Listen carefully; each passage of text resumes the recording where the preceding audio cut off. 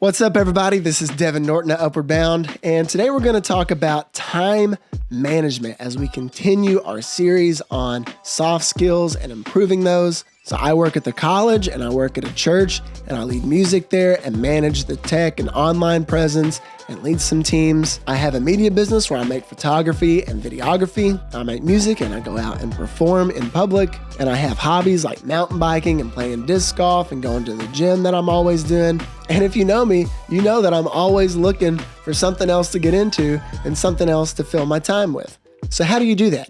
It's time management, and it's a soft skill that you can learn. Let's get into it. So in life is a little bit crazy, and there's never really any resources that we have access to that we have 100% certain full control over. But there are things you can do with the resources that you do have control over that can help you be more productive.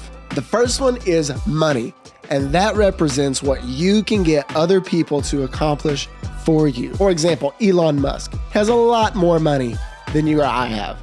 And with that money, he can accomplish things that you and I cannot accomplish. Like he can pay somebody and say, hey, I want you to figure out how we can make our battery production more environmentally friendly and more energy efficient.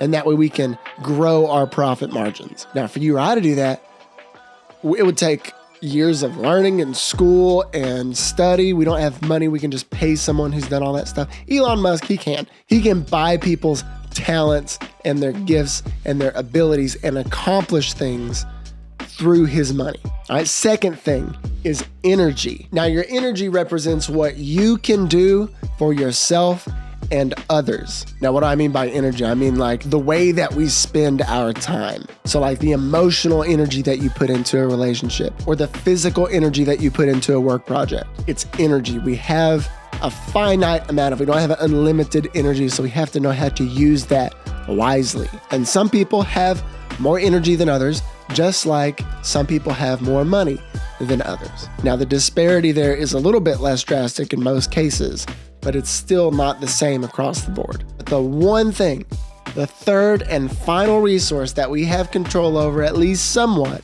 is our time. And here's the thing about time. We all have the same amount. Bill Gates and Elon Musk, they have the same 24 hours that you and I have. And while you can invest money and you might potentially lose it, earn it back, lose it, earn it back, with time, you can't get any of it back. So it's important to learn how to manage that so that you make the most of your time and of your life. And you'll find that if you learn how to manage your time better, then your money and your energy will probably follow suit. Here's some things, some actions that I take to try to manage my time and get the most out of life. One of the first things that you want to do is identify specific goals that you want to accomplish as an individual. And that might be work related, that might be relationship oriented, but specific, measurable goals. So for example, some work related goals or obligations that I have is I have to work 24 hours a week at SEC, and I would like to work 12 hours a week at Pleasant Hill at the church where I work. And it's one of my goals to make an extra $300 a month through media, photography, videography, that sort of thing. And $300 a month might not sound like much, but that's $3,600 a year. So if you have bigger, long-term goals, you can break up into smaller, easier to manage chunks, then you can accomplish more over a long period of time while staying focused on those smaller goals. So my $300 a month for media, for example, that really for me is just 1 or 2 media jobs throughout the month. So I might break that down even farther and say, okay, this week's goal, if I don't have a photo shoot or something lined up, this week's goal is to try to set up at least 1 photo shoot for the month of March. Okay, then outside of work, you might have some other goals. Like one of my goals is to go to the gym at least 3 times per week. And that's just a personal goal of mine, which we'll get into that in a minute of why that 3 times a week at the gym is important. And maybe for my hobbies, my music, I want to make, say, 2 TikToks or Instagram reels this week for my music page. And you can't neglect your personal life, your friends, your social life. So I'll say another goal of mine maybe this week is to spend 4 hours playing Xbox or something like that with some friends, and maybe hang out one time in person for a few hours. And then some intellectual goals, maybe I want to read 2 books this month. So that sounds like a lot, right? Every week, I'm going to work 24 hours at the college, 12 hours at the church. I'm going to try to work some hours of some kind on media. I'm going to make some videos for music, and I'm going to have a social life. I'm not going to just sit at home and be a couch potato or workaholic, right? So what do I do with these goals? I add the actions that I need to take to my calendar and give a specific time and a specific place for me to do those things. So this is my calendar for this week. You can see it's got a lot of stuff on there. There's a couple different colors. There's even an item with a question mark on it because I don't know if that's going to happen yet or not. But as you can see, I'm making this video at 11:35 a.m. on Monday. And right here, I'm spending this whole time working and doing stuff for the college. I'm at my home right now, but I am working for the college. That's part of my 24 hours, right? So everything in blue for me is personal stuff that is for me. And this yellow orangish calendar is my church calendar, where I manage the calendar of the church that I work at. When I put stuff on this calendar, it automatically goes to our website and our church calendar, so it's public. So this other stuff is things that are happening that I need to be aware of, but it's not necessarily something that I have to be present for, like this women's Bible study. I'm not going to go to that. And when you have a calendar like this where you fill everything out, you can see where things conflict. So like, for example, right here, it's a thing I was doing on my own, but it's the same time as this middle school versus coaches game that I needed to play in. So right then I had to choose which one I was going to go to.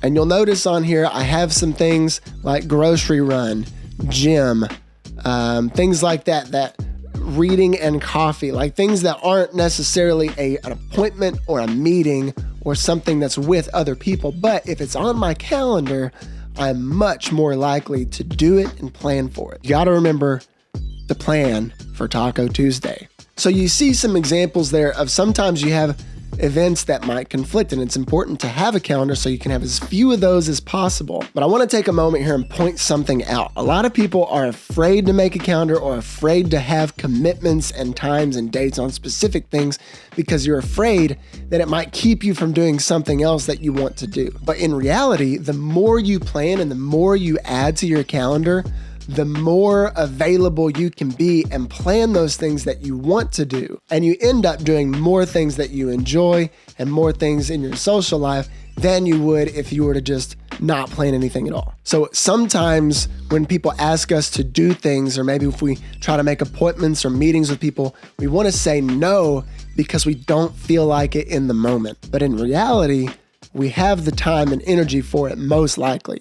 And sometimes we say yes to things because we feel obligated, even though it conflicts with the other goals that we're trying to accomplish. So a general rule of thumb is to say yes, unless that means saying no to something more important. So for example, if one of your goals is to have all A's, then a practical step that you might be taking is scheduling time to do your homework, like tutoring on Mondays and Thursdays. And if someone says, hey, you want to play some pickup basketball on Thursday at like 4, then it's up to you to have discipline, self-discipline, to stick to your goals and say, I would like to, but I can't because I already have something scheduled for that time.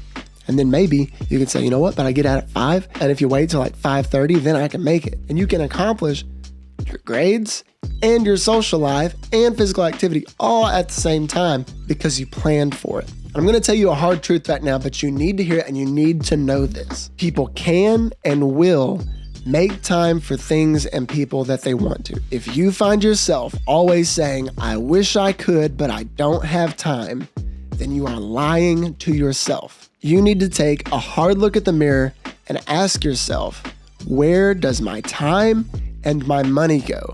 And that will tell you what you're actually valuing. So I will tell you what a lot of you are valuing right now more than anything else: entertainment. If you spend the majority of your time seeking entertainment, whether that's video games or social media or Netflix, then the thing that you are valuing over your goals and your relationships with other people is being entertained. And entertaining yourself does not accomplish anything productive. Which leads me to our next point, time wasters. You want to identify those things that waste your time and keep you from being productive and avoid those things. Plan when you're going to do those things, because if you're wasting time doing them, then you'd enjoy it. You need that to unwind, to relax, but you need to plan for that, especially if you're addicted to those things. If you're addicted to your phone and you have a phone, it's really hard to just not look at it. So you either need to get rid and avoid the time waster, maybe get a dumb phone, or plan and limit yourself to a certain number of minutes or hours on it every day and stick to that. Be disciplined to do that. Add things to your calendar. A calendar is one of the most useful tools that everyone has in their pocket all the time, that a lot of people don't make any use of whatsoever. All right, so once you've identified some goals and you've got action things on your calendar to work toward those goals, and you're planning and you're actually going and doing them, there's some things that you might want to focus on to make those times more productive. And there are some physical, like bodily components of time management. And the three biggest physical components of time management and productivity is your fuel, your physical activity, and your sleep. Fuel. That's what food is. It's fuel for your body that your body converts to energy. So if you have a bad fuel source, then your energy is going to be low. If I put bad gas in my truck, it's not going to make it very far because it won't have the proper fuel to convert to energy. So if your diet, what you're putting in your body, is not good fuel for your body, then you're not going to have the energy that you would if you had good fuel. And that goes hand in hand with your physical activity. That's the second thing. Being physically active is super important to being productive. Humans are designed for hard work, but development and technology has made that easier to avoid, which is good. We can spend our energy and our time doing other things and accomplishing goals that we couldn't accomplish without technology. But avoiding hard work and labor has some really negative consequences. And research shows that being physically active, whether that's through exercise or hard labor, releases endorphins that lower anxiety and help you feel more peaceful and more at rest and less anxious and stressed. It also increases your energy levels and can help prevent you from developing medical conditions that eat up your time, like heart disease or diabetes. If you're going to the doctor or spending time managing a preventable medical condition, that's time that you could use to be doing other productive things. Okay, so good fuel, physical activity, and the third one is get good sleep. We've talked about this before, how important sleep actually is. You spend a third of your life unconscious, unaware of everything else that's happening in the world because you have to. The human body needs good sleep. And here's the secret to getting good sleep. If you're not productive, then you will not sleep well. You should go to bed tired every single day. If you need TV or a background noise to fall asleep, then you're not tired. Look back at your day and ask yourself, why am I not tired? If you've gotten a good amount of physical activity, your body should be tired. And if you've spent emotional, cognitive energy trying to solve problems or make plans or take the next step in a goal, then your mind should be tired. One of the biggest problems plaguing America is that everybody is walking around sleep deprived because they're not tired when they go to bed. They get on their phones or they watch TV till 2, 3 o'clock in the morning, and they got to get up the next day and they're groggy and tired because they got 5 hours of sleep. And your body needs more than 5 hours of sleep to function properly, but you can't get it if you're not tired. So being productive and spending energy physically and mentally will help you get better sleep. And in turn, that better sleep will help you be more productive and have more energy so you can accomplish more and more. It's a cycle. So if you do things throughout the day and you go to bed actually tired, actually exhausted, and you still have a hard time falling asleep, here's what I would tell you.